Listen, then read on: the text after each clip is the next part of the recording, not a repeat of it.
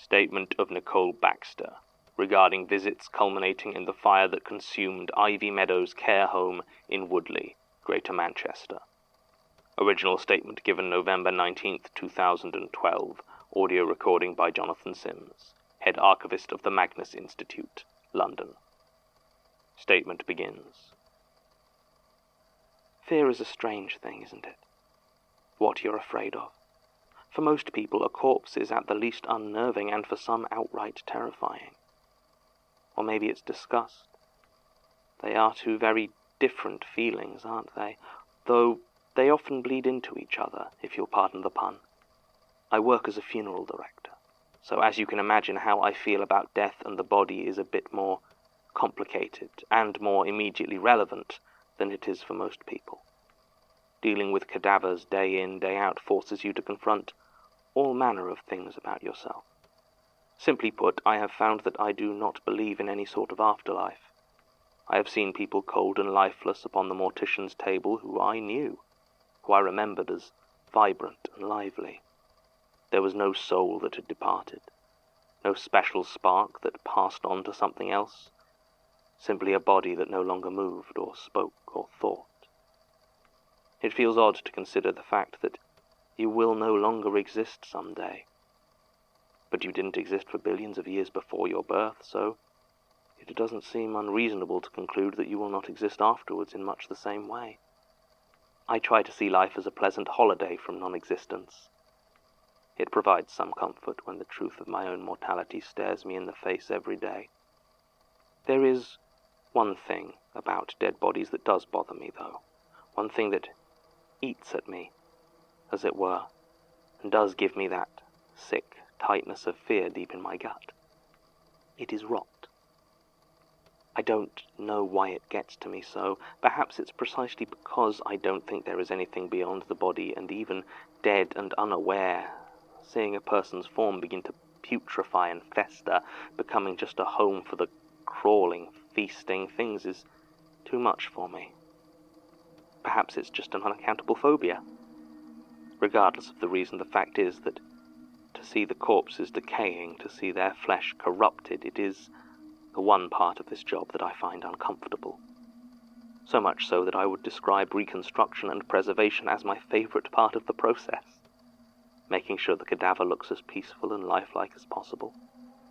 Make them the person they were, or as close as they can be while cold and senseless. Fighting off the rot, the insects, the disease. I don't know why I wrote disease just then. They're dead, so they can't be diseased in the normal sense, can they? I suppose it's just thinking about what happened at the Ivy Meadows Care Home links them in my head.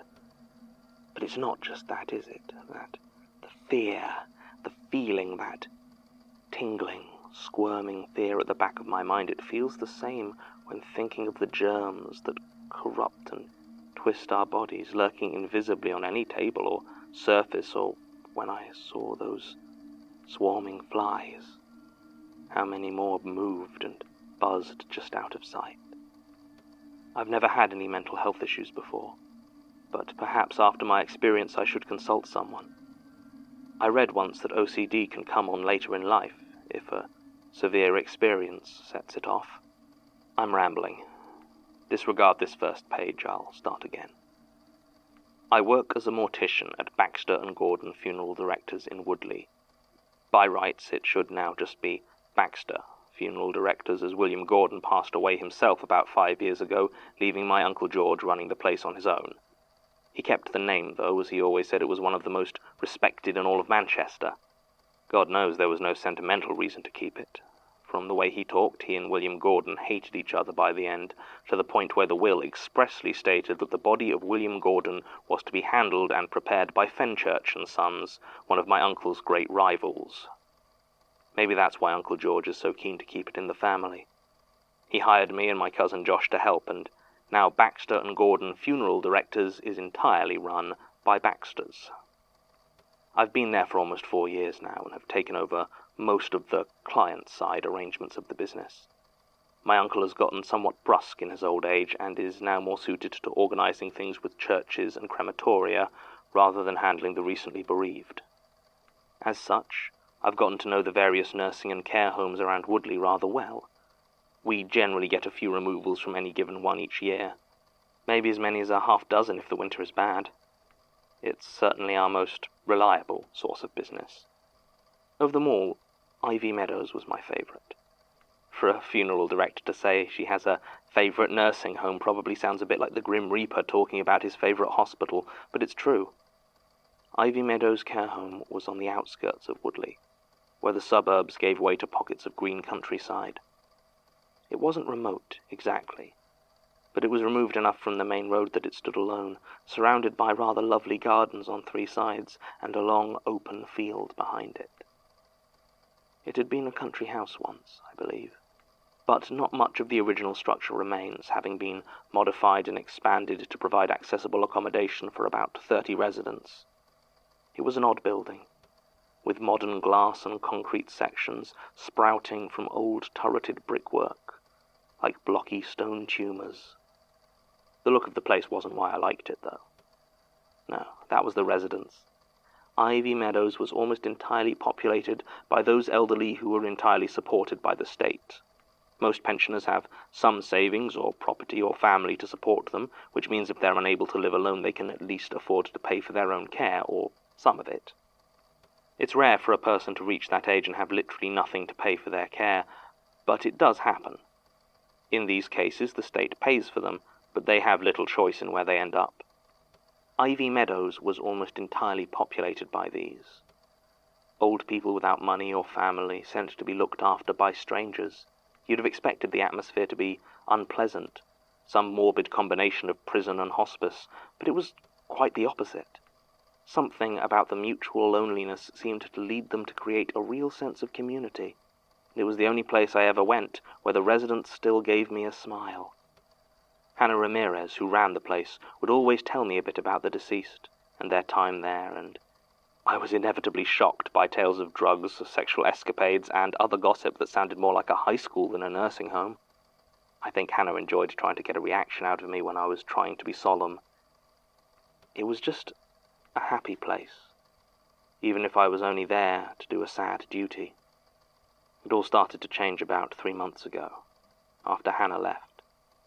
I don't know exactly when she left her post or why. We hadn't had a call from Ivy Meadows for a couple of months, so it must have happened during that period. I don't know where she moved to either.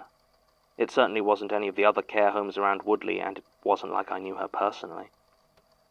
I'd gotten a call from one of the nurses, Alenka Kozel, who said that one of their residents had taken ill and passed away, a man by the name of Bertrand Miller.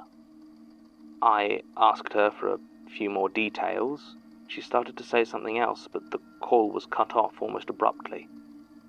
I didn't really think too much about it. Most of the details could be worked out when we arrived, so I called Josh and loaded up the car for a removal. It was a hot, mid-August day, and the air was thick and humid, making everything feel sticky, like the whole world was running a fever. The sky was overcast, though, an orangey grey that cast muted shadows and seemed to muffle the world. It was about a 10-minute drive to Ivy Meadows, and neither of us said a word.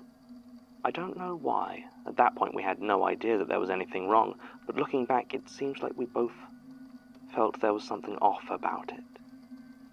Or maybe we were just too hot for conversation, and hindsight is colouring my memories. When we arrived, the place was silent. There were no cars in the parking area, which was not unusual, but I couldn't see a soul anywhere on the grounds. Maybe they were simply staying out of the heat. Josh and I got out of the car and approached the door. I pressed the buzzer, as I had done so many times before, expecting the cheery voice of one of the receptionists. Instead, there was just dead air, followed by the clunk of the door being remotely unlocked. I looked at Josh, who shrugged, and we went inside. Ivy Meadows Care Home was usually much as you would find any other, air-conditioned and smelling faintly of cleaning products and cheap potpourri. This time it was different. The smell now was just as faint, but seemed rancid, while the air itself was close and damp. The beige walls seemed dirtier than before, with dark marks at roughly hand height. There was a faint buzzing like a fly, but I couldn't see any source for it. None of it was so bad as to make us turn back, however, and we headed towards the reception desk. There was nobody behind it, and I rang the bell. I always wore gloves when on a removal, and was glad of that fact now, as I noticed a greasy residue on top of the small brass bell. The door to the reception opened, and a tall man stepped out. He was rail-thin and wore a faded brown suit that seemed to have been cut for a much fatter man. His eyes were a watery blue, and his dark hair stood on the top of his head in an unruly mess. He must have been around 40, but had a nervous sort of energy to him. He was quite a surprise, to say the least. Josh recovered faster than I did and asked the man, a bit rudely, who he was, where we could find Hannah. The man shook his head at this and said that Ms. Ramirez had left the position and he was now director of Ivy Meadows. He introduced himself as John Amherst and held a hand out for Josh to shake. My cousin stood there for some time, staring at the thick, sweaty hand of this strange man, clearly not wanting to shake it. Mr. Amherst just stood there, arm outstretched, apparently unconcerned. A fly landed on his face, and if he noticed, he didn't give any sign of it, not even when it walked across his eye. Eventually, the now clearly shaken Josh stuttered out some semi-polite excuse and backed away. At this, John Amherst lowered his hand and turned to me. He asked why we were here. This took me rather by surprise, as there's generally only one reason undertakers show up in such a place. We told him we had received a call and been told Mr. Miller had passed away. Amherst asked who had called us, but with such a sharpness in his voice that I lied and said the caller hadn't given their name. He paused, clearly considering what to say next very carefully. Finally he nodded and said that yes, Bertrand Miller was dead, and we could have him. Then he gestured for us to follow and began to walk back into the main building. As we walked, he began listing the details for Mr. Miller's funeral, such as they were. No family or friends, no savings or insurance, simple cremation as soon as possible, no service to be held at the crematorium, ashes to be returned to Ivy Meadows in whatever the cheapest option was for an urn made of brass. At this I asked what he wanted the ashes for, and he simply waved his hand in a vague dismissal and said they'd be wanting to have a private remembrance service. By now we'd been walking for a few minutes, and I hadn't seen another soul in the corridors. I thought I spotted one of the nurses at one point, but they had turned and walked away as soon as they saw us. We arrived at a room bearing a small plaque. It read, Bertrand Miller. John Amherst opened it without hesitation and went inside. The smell was what hit me first. I've smelled plenty of corpses in my time. I'd almost say I'm used to the smell. This was different. There was some deeper taint there than simply putrefying flesh, and it made me gag. By the look on his face, Josh smelled it as well. Then I got a good look at the body on the bed and almost turned and ran.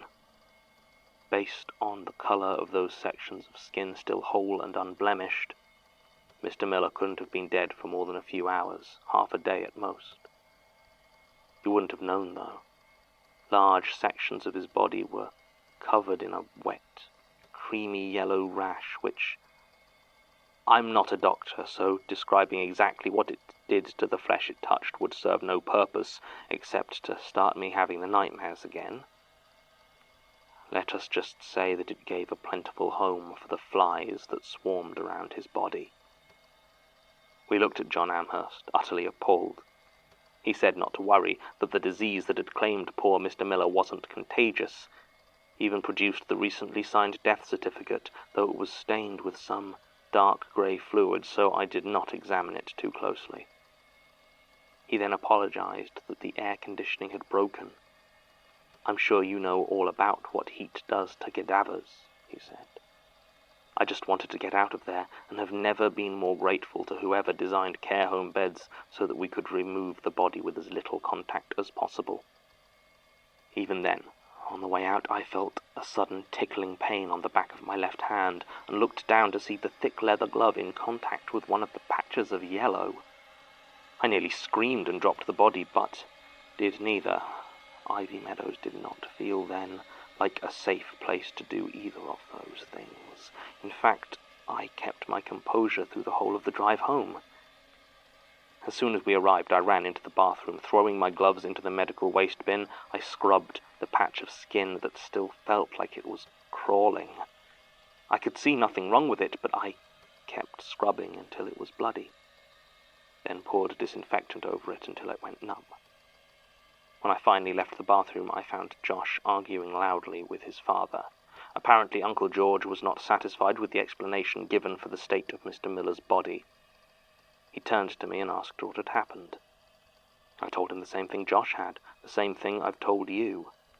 We went over it slowly, point by point, until finally he stood there silently, looking worried but determined. He had us tell it to him one more time before he nodded, told us to stay away from the corpse of Bertrand Miller, and left, telling us he had to make a few calls. I have never seen a cremation done with such a quick turnaround, and he was burned before the end of the day. I asked Uncle George about returning the ashes in a brass urn, but he shook his head and said he'd already had them disposed of.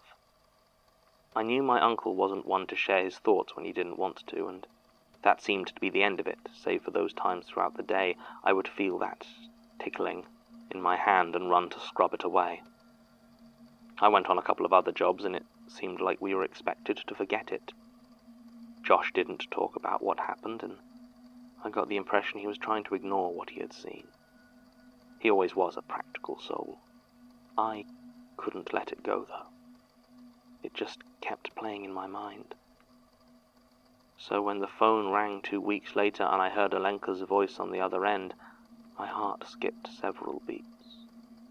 What she said did nothing to allay my fears. The line was bad. Very bad, but I could have sworn she said, "Come quickly. We've taken ill. We've passed away." The words repeated as though on a recorded loop, though they were no easier to make out than the first time. Finally, I put the phone down. I was technically off duty at that point, having just finished my shift, so I could have ignored it. I could have walked away. Instead, I put on my normal clothes, grabbed 3 pairs of gloves, and got in my car. Drive there was dreadful. Still hot. I kept looking at turnings and junctions and imagining where I would go if I turned away from Ivy Meadows and just drove off. But I didn't. I kept taking those old familiar turnings, moving inevitably towards that sick, old building. When I arrived, it was quiet. The whole building looked filthy now, even from the outside, and the plants that bordered it had started to take on an unhealthy, whitish color. There was one other car in the parking area, a faded white transit van I didn't recognize. I got out and started to walk towards the front door. The smell was noticeable even from out here, and by the time I got close enough to reach the buzzer, it had become so strong as to be unbearable. I tried to bring myself to press the button, but instead I turned and half-sprinted back to my car, desperate to breathe clean air again. I stood there, torn between wanting to flee and needing to know. Then in the silence, I heard it. Tap, tap, tap. Someone banging rhythmically on a window. I scanned all the ones I could see, but they were dark. Tap, tap, tap. It showed no sign of stopping, and I began to make a wide circuit of the building. It was on the other side that I saw it. A large ground-floor window showed what I think would once have been the lounge. The walls were dark, stained and smeared to almost black, but the windows were clear. Stood the other side of the glass, Weakly banging her fist against it was Alenka Kozel. Her skin was mottled, covered with that leaking yellow rash. She saw me, and as her eyes locked with mine, she opened her mouth, and the buzzing of the flies that spewed out was almost as loud as her scream. I turned and began to sprint back towards my car. I had to get away to get out. Then, without warning, I felt something heavy hit me in the side and I lost my footing, falling to the ground. I looked up to see an old man pinning me to the ground, his long white beard matted and filthy. I screamed and tried to escape, but his age seemed to have done nothing to diminish his strength, and he kept his grip easily. Then he spoke in a thick Mancunian accent and told me to keep my voice down. I noticed that his skin was unblemished pink, and behind him stood a young woman, tall and lean, with close-cropped hair and a deep scar over her right eye. She carried a large canvas bag and was shaking her head, telling the old man to leave me alone. After a few suspicious glances, he got up. I could swear I recognized him from somewhere, but when I asked the two of them who they were, they just shook their heads and told me to leave. I asked them what was going on, and the old man looked at his companion as if asking permission, said something about knowledge being a good defense here. She shook her head and said that leaving quickly was a better one. I didn't need to be told a third time. I got in my car, and I left them to their work. I didn't turn around even when I saw the smoke start to rise behind me. And that was the last time I went there. Now, if you'll excuse me, I need to go wash my hands. Statement ends. The Ivy Meadows Care Home in Woodley was officially decommissioned in July 2011, a month before the first of these alleged calls came in. It burned down on the 4th of September that same year after a leaking gas main caught fire. If the gas was already leaking, this might have resulted in hallucinations or other problems during their initial visit. There is no record of the body of Bertrand Miller being processed or cremated by Baxter and Gordon funeral directors, but based on this statement, that's not necessarily a point of incredulity. Bertrand Miller was a resident at Ivy Meadows, but according to his death certificate, he passed away on 19th July, a week before the home was decommissioned. There's no record of any funeral arrangements or disposal of the body. In fact, it seems the record from the closure of Ivy Meadows are, well, according to Sasha, calling them patchy would be very generous. There are only transfer records for 7 residents, whereas at last official count the home held 29. The others seem to have been lost in the system somewhere. The majority of the workforce also appears to be undocumented, and I can find no record of any Alenka Kozel on the system. Martin's research would seem to indicate the place employed a reasonable number of international staff they preferred to keep off the books, but it doesn't explain why none of the officially listed staff can be located for follow-up. Except for Hannah Ramirez, whose brief interview simply established she moved to Brighton shortly before the closure of Ivy Meadows and hadn't heard anything about it since. John Amherst, as best we can tell, doesn't exist. We're unable to locate anyone fitting that description anywhere within the care or medical sector, and he certainly never ran any nursing homes. Another tale full of dead ends. We did contact the Baxters. Joshua Baxter repeated the first part of the above statement. George Baxter told us not to listen to tall tales. Nicole Baxter said she stands by her account, but aside from losing her left hand in what she calls a workplace accident, there have been no further developments. End recording.